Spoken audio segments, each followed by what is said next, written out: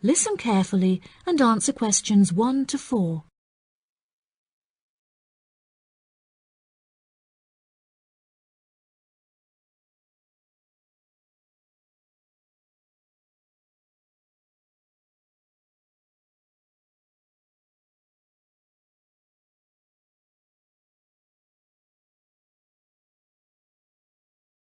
Good afternoon.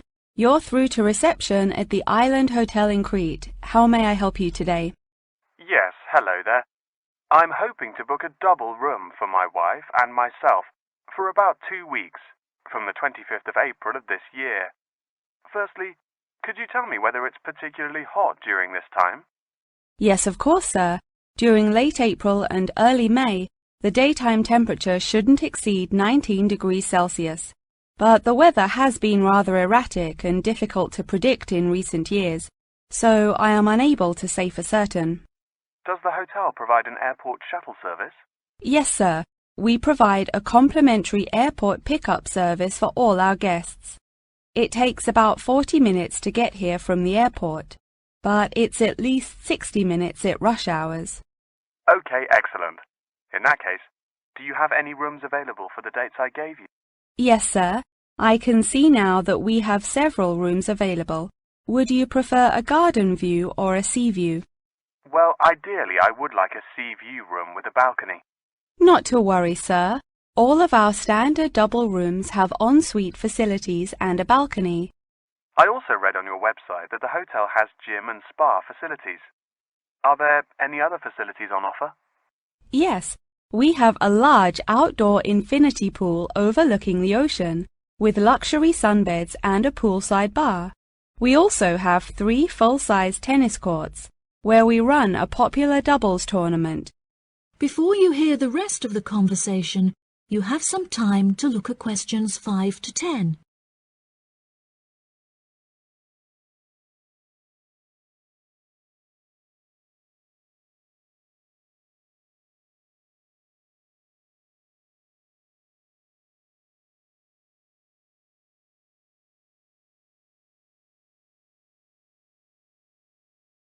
Are there any other activities organised by the hotel that we can partake in? In terms of activities, the hotel provides thrice-weekly entertainment. On Tuesdays, guests will take a minibus and partake in learning to cook succulent fish dishes with our Michelin-starred chef Enrique.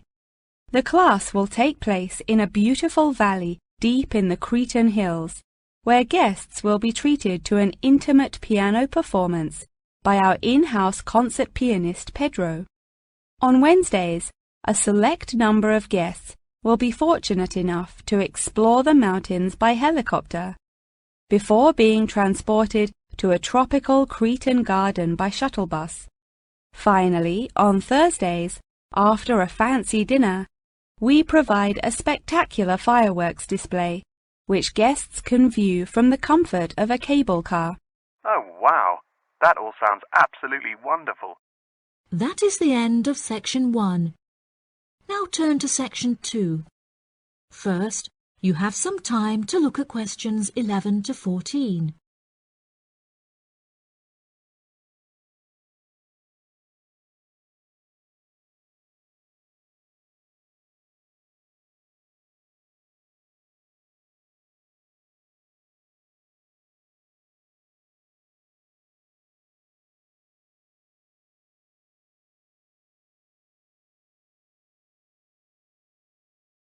Barter Online UK is a young, up-and-coming website in the United Kingdom. The website has been founded by a group of 4 friends in the north of England. Originally, they exchanged their belongings among family members. As more and more people caught wind of the idea and wanted to participate in the exchanges, the group decided that the idea had the potential to become a successful business venture. And so it did.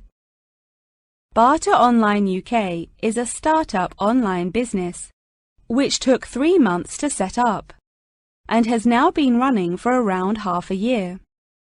Despite only being founded a short time ago, the website has already garnered about 1,500 registered users, with 500 more than expected, a huge achievement for the founders. Some of the users are registered in the United Kingdom and Canada, with the majority from the Republic of Ireland. Before you hear the rest of the programme, you have some time to look at questions 15 to 20.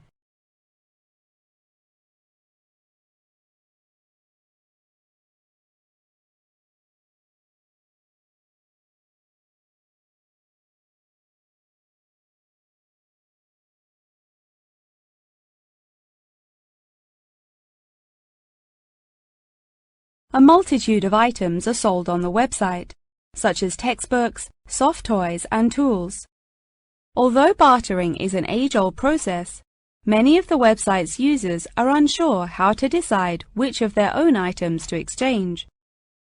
It often helps to order items by popularity, using the filter button provided. This will tell the website to find out popular items for users' convenience. To this, the founding members say, just put everything you don't want on there. Different people have different tastes, and you never know what they might be looking for. In order to aid registered users in their exchanges and to provide them with assurance, the founders recently added a new feature whereby on completion of an exchange, users will be encouraged to provide each other with feedback. This feedback will include criteria such as the quality of the item as compared with how it was advertised, the ease of communication with the seller, the speed at which the item was delivered, and so on. That is the end of section 2. Now turn to section 3. You have some time to look at questions 21 to 26.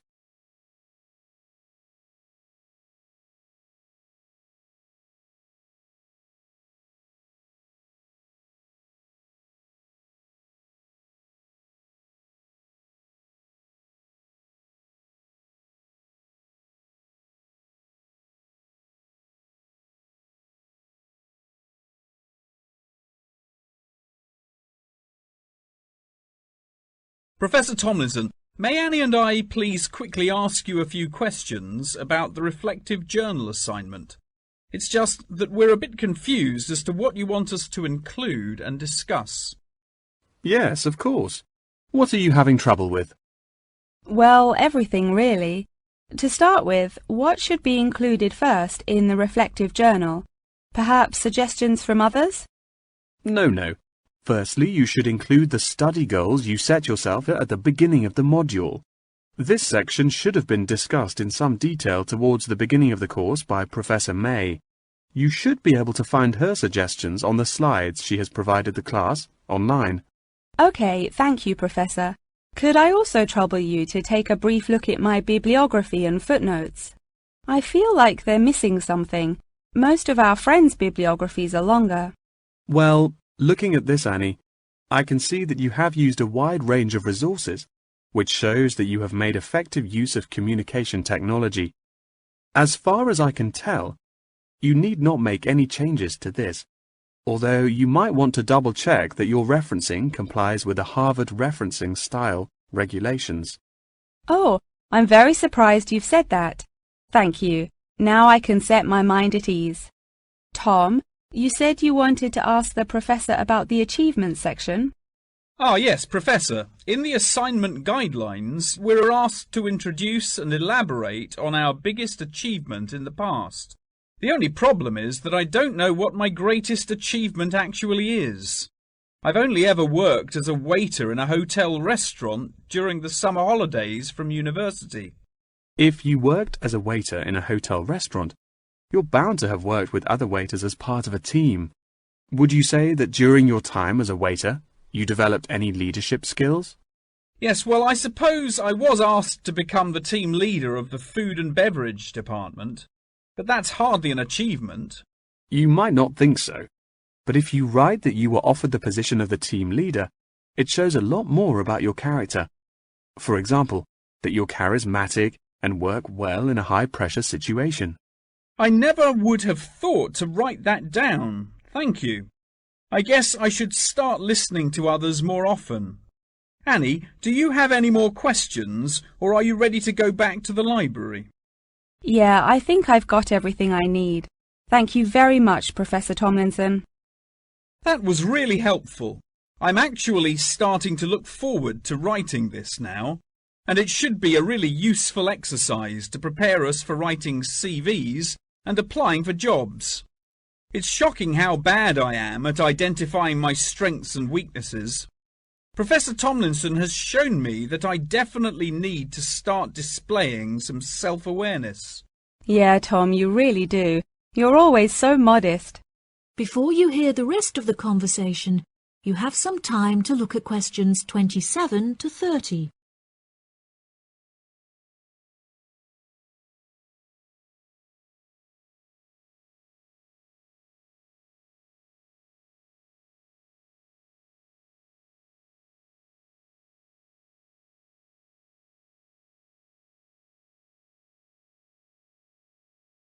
Oh no! I forgot to ask the professor about the section on identifying the skills gained through different activities. Do you remember? When it asks you, for example, whether writing an essay develops your study skills or your independent learning and so on. Oh goodness, we really should have asked him that. I've been having trouble with it too. It just seems like such a pointless task. What do you reckon the answers are? I think writing an essay might be a way of identifying and resolving a problem, because you have to state the problem in the introduction and then solve it. I'm not so sure about taking exams. I thought they were supposed to develop lots of different skill sets. If I really had to choose, I'd say that taking exams enables you to become more confident in yourself. Do you agree? Maybe. I really don't know either. What do you think about the last two? Making class notes and presentation notes? Oh, it's so difficult. I think making class notes has to be a way of becoming a more independent learner, because you yourself decide what the important information is and learn it. That reminds me, I find taking presentation notes is a disaster. The professors speak much too quickly, and I write much too slowly. That is the end of section 3. Now turn to section 4. First, you have some time to look at questions 31 to 40.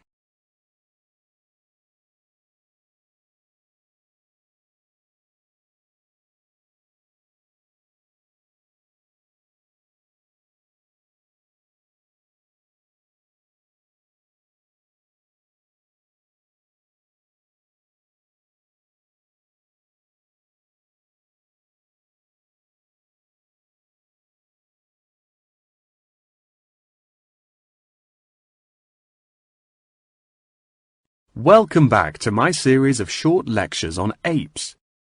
Today we will examine recent and historical breakthroughs on the behavior of chimpanzees, otherwise known as chimps.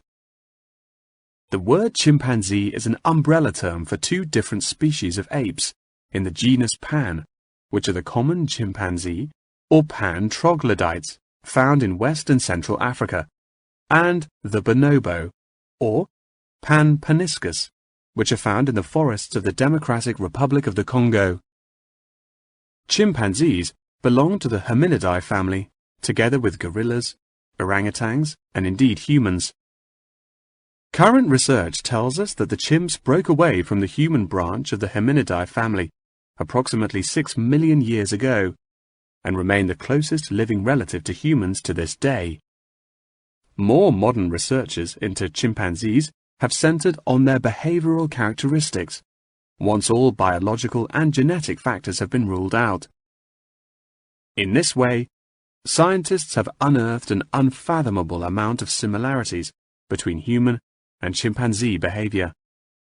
Although much of this research has taken place through observation of captive chimps, the results are widely seen as an authoritative reflection of chimps living in the wild. Chimps live in large so-called communities comprised of many male and female members, with the social hierarchy determined by an individual chimp's position and influence. Through such research, scientists have found that chimps learn and adapt through observation of others' behavior. Once in power, the alpha male is often seen to alter its body language in order to retain power. For example, he might puff himself up in order to intimidate others, while lower-ranking chimps are noted to behave more submissively and holding out their hands while grunting. Female chimpanzees also have a distinct social hierarchy, with high social standing inherited by children. It is not unheard of for dominant females within a community to unite and overthrow the alpha male, backing another in his place. James Diamond, in his book The Third Chimpanzee, suggests that chimps should now be reclassified in the genus Homo instead of Pan, and there are many arguments still in favor of this. Male common chimpanzees are, on average, 1.7 meters in height, weighing 70 kilograms, with their female counterparts being somewhat smaller. By comparison, the bonobo is slightly shorter and lighter, but with longer arms and legs. However, both species walk on all fours and climb trees with great ease. Jane Goodall made a groundbreaking discovery in 1960 when she observed the use of tools among chimpanzees, including digging for termites with large sticks. A recent study claimed to reveal that common chimpanzees in Senegal have been using spears sharpened with their teeth to hunt. However, these reports remain unsubstantiated. Researchers have witnessed such tools, namely rocks, being used by chimps to open coconut shells, and indeed crushing nuts with stone hammers. As scientific technology has developed, so too has our knowledge of the sheer extent of the chimp's intelligence. Research has now shown that chimps have the capability to learn and use symbols, and understand aspects of the human language, including syntax, as well as numerical sequences. As I mentioned earlier, the umbrella term chimpanzee is comprised of the common chimpanzee and the bonobo. These two subspecies are divided along the Congo River, with the common chimps living on one side and the bonobos living on the opposite side of the river. Over the past few decades, both of these subspecies have witnessed an alarming decrease in population density, with animal activists now working harder than ever to protect those remaining and encourage procreation.